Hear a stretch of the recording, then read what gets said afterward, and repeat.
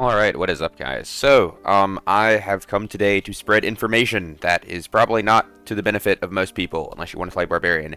However, I am here to spread the information.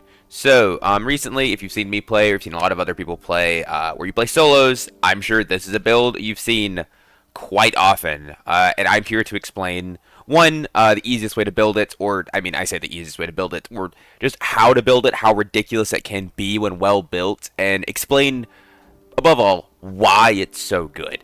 So, obviously, this is all based around the Hatchet. This is a barb build that has been very, very dominant in solos and duos. Not super confident how good it is in trios, but I can't imagine it's great. If you're in trios, you're probably using a War Maul as a secondary, and that's your main weapon you're using.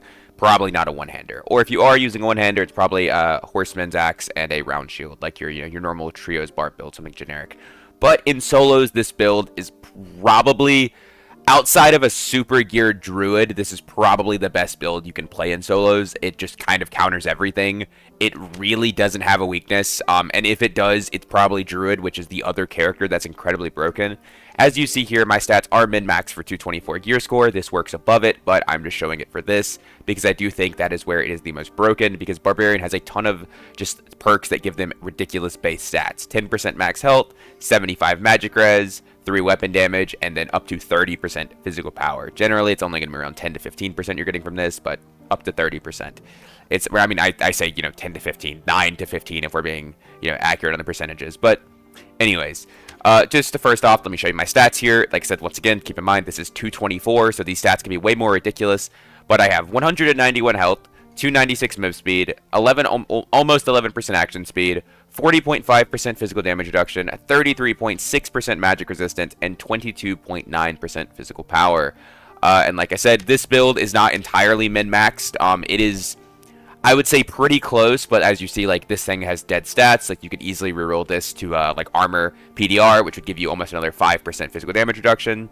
You could put, you could put PDR armor on this, another, like, near 5%. Like, you could gain easily, I would say, minimum another 10% PDR in this kit if you really wanted to. It wouldn't be that hard. Because the thing is, like, things like add fizz aren't really that relevant to you.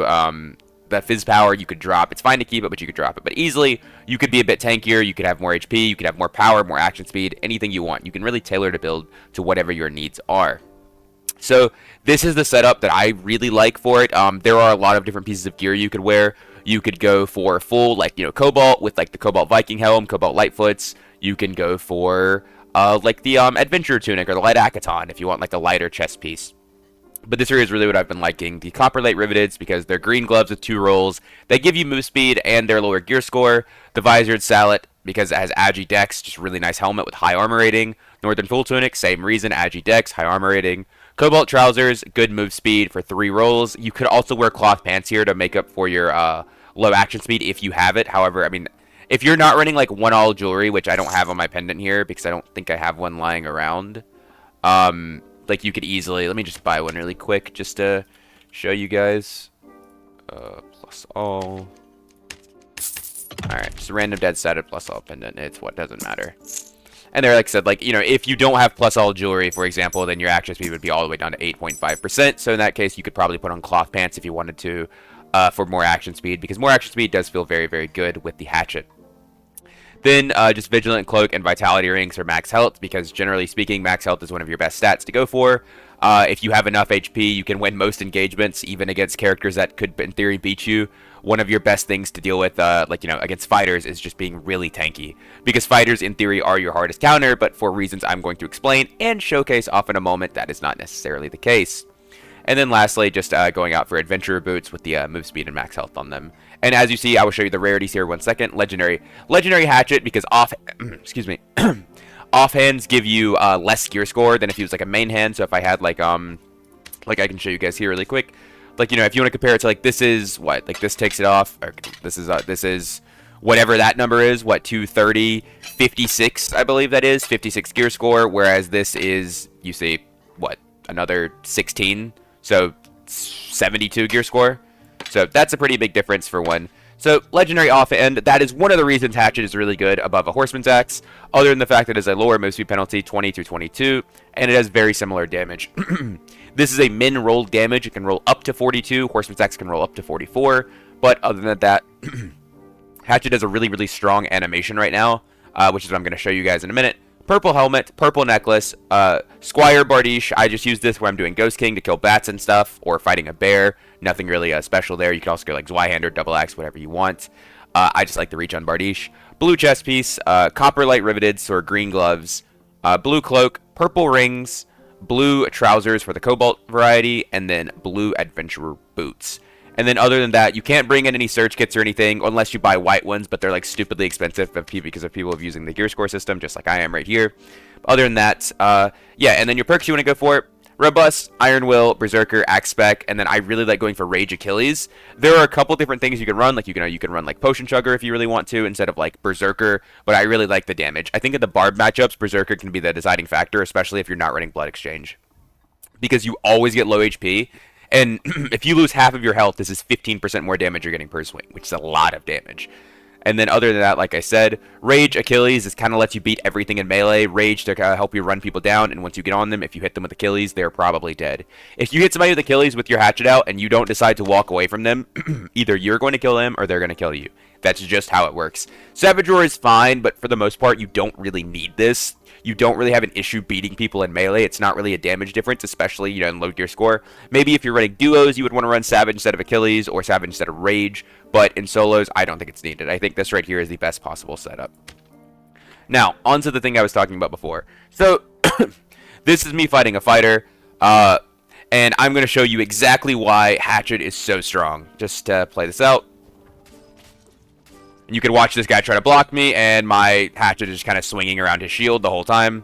I'm even missing swings here, and it just doesn't matter. And just like right here, like let me just... You see right there, I'm literally swinging through his entire shield. Once again, hand through his shield, hitting him on the other side of it.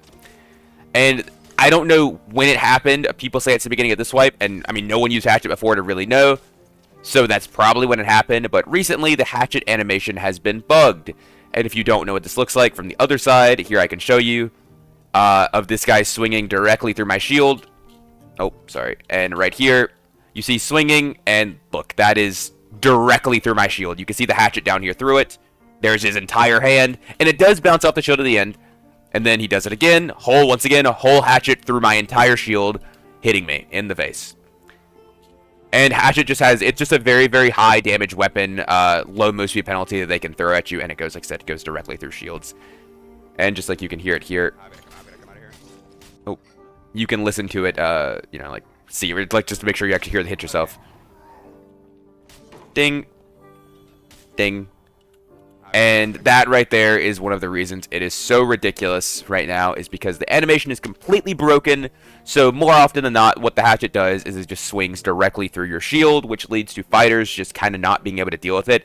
That's not to say it's completely impossible to block, because it certainly is. I've done it several times before, but the way you have to block it is you have to be an appropriate distance away, usually almost max range from what they are, and you have to try to make the Hatchet land on the center of your shield, which, as I'm sure, if many of you out there have played fighter or try to block, blocking is already inconsistent at best. Trying to do something so specific is not very consistent. And then, if they swing through your shield once, they hit you, you're already down in the fight, you have to try to get back up. And the only way you really do that as a fighter is by blocking, because you're not going to out DPS somebody with an arming sword, which is one of the reasons in solos I've been running like 70% plus PDR specifically to deal with the Hatchet Barbarians. Because if they run at you, you don't really have much of an option other than just, I'm going to hit you and hope I out DPS you.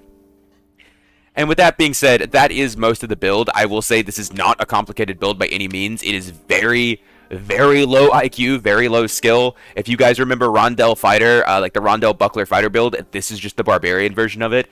Normally, it's pretty cheap to gear. However, I will say it's getting a bit more expensive. If you really try to min-max it, this kit's going to cost you a lot. However, this is only for 224 gear score. If you go above, you could build this kit very, very easily for very, very cheap. Because no one really, no one really cares that much about, min-maxing up there. Purples are incredibly cheap. Purples are unironically cheaper than blues for the most part. If we go to look for a Northern Full Tunic, let's say, rare with max health, Like, you have blues here, and then, I mean, okay, where I work. Oh, I'm sorry, I searched rare. I'm an idiot. You have rares. Like, you have a purple. You have 2 purples before you even have a blue, and both of these are higher max HP. And then there's more purples, and it's just kind of like, look at all these. Like, it's literally more purples than there are blues early on, because people are trying to min-max so hard. So, unironically, if you are trying to build this kit, it is cheaper, arguably, to build for a higher gear score bracket and play it. And even in the high gear score brackets, this barb build is still just absolutely ridiculous.